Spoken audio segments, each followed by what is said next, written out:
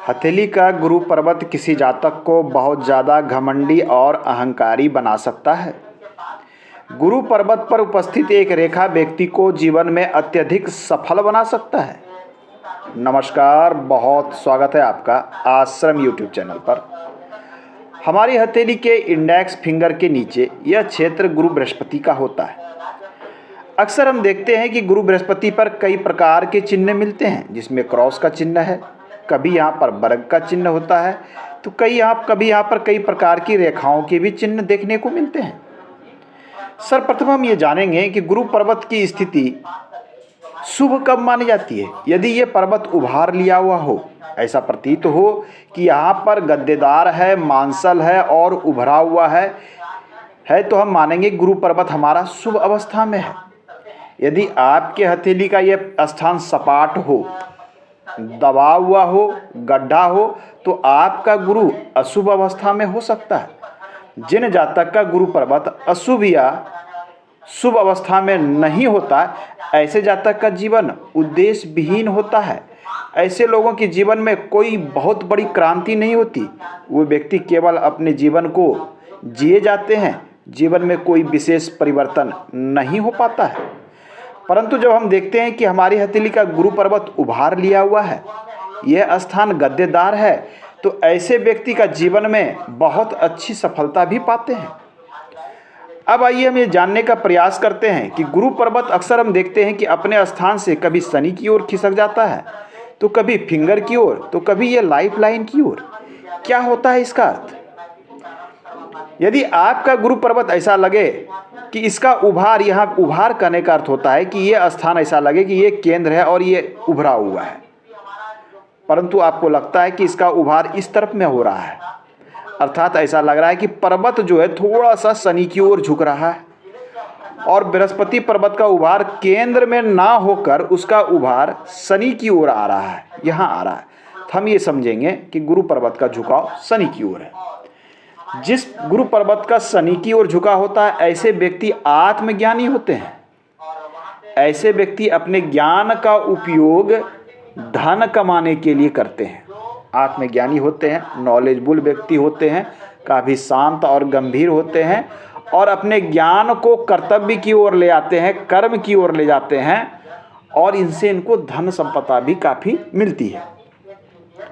जब हमारा गुरु पर्वत का उभार इस स्थान पे आ जाए, ऐसा लगे कि हमारा यह स्थान काफ़ी उभरा हुआ है, ये फिंगर की ओर, ऐसा लगे कि फिंगर की ओर स्थान उभरा हुआ है, ऐसे व्यक्ति काफ़ी घमंडी और अहंकारी होते हैं। इनके मन में अहंकार की भावना बहुत होती है। यदि ऐसे व्यक्ति नॉलेजबुल हो, ज्ञानवान हो, तो इन्हें ज्ञान का बहुत अधिक अहंकार होता है। अपने सामान्य बुद्धि का बहुत अधिक अहंकार होता है। आपने देखा होगा कि कुछ लोग बहुत ज़्यादा घमंड वाले होते हैं और अपनी चीज़ों का प्रदर्शन करने वाले होते हैं। यह कुछ ऐसे ही होते हैं। आपके गुरु पर्वत का झुकाव यदि हृदय रेखा की ओर हो जाए, ये हमारी हृदय रेखा है, और ऐसा लगे कि गुरु पर्वत का झुकाव हृदय रेखा की ओर इस स्थान पर उभार लिया हुआ है, ऐसे व्यक्ति के अंदर में प्रेम की भावना बहुत अच्छी होती है। प्रेम में बहुत गर्व की अनुभूति होती है। यदि आपका गुरु पर्वत मस्तिष्क रेखा की ओर झुका हुआ हो, यहाँ पर झुका हुआ, ऐसा लगे कि गुरु पर्वत मस्तिष्क रेखा की ओर झुक रही है, तो ऐसे जातक बुद्धिमत्तापूर्ण कार्य करते हैं। जो भी कार्य करेंगे बुद्धिमत्तापूर्ण कार्य करते हैं और इन कार्य के कारण बहुत अधिक प्रशंसा मिलती है।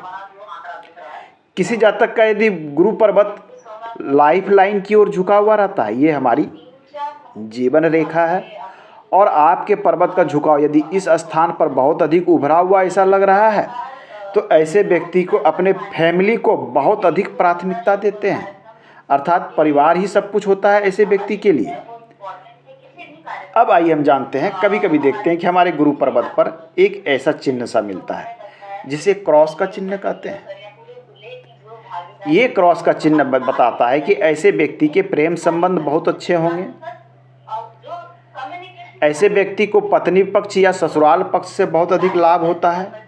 ऐसे व्यक्ति को सामाजिक प्रतिष्ठा भी बहुत अच्छी मिलती है। तो ये क्रॉस का संबंध यदि स्वतंत्र है, निर्दोष है, तो इसके आपको सर्वोत्तम फल माने गए हैं। कई बार हम देखते हैं कि हमारी एक हृदय रेखा यहाँ जाती है और कोई रेखा इसे इस प्रकार से क्रॉस कर देती है। यदि ऐसी रेखा आपको देखने को मिले तो ऐसे व्यक्ति को प्रेम संबंध में असफलता मिलती है, प्रेम संबंध में काफ़ी निराशा मिलती है ऐसे व्यक्ति को, चूँकि आपकी हृदय रेखा को कोई रेखा आकर डिस्टर्ब कर रही है, तो यह चिन्ह शुभ नहीं माना जाता है। कई बार हम देखते हैं कि हमारी हृदय रेखा यहाँ जा रही है और उसके एक ब्रांच निकलकर मस्तिष्क रेखा को टच कर देती है या छू देती है। यह स्थिति भी शुभ नहीं मानी जाती। माना जाता है कि ऐसे व्यक्ति बिना सोचे समझे किसी भी कार्य में हाथ डाल देते हैं, बिना सोचे समझे कोई न कोई ऐसा कार्य कर जाते हैं जिनके कारण इन्हें बाद में बहुत अधिक ग्लानि होती है या पश्चाताप का सामना करना पड़ता है या नुकसान का सामना करना पड़ता है।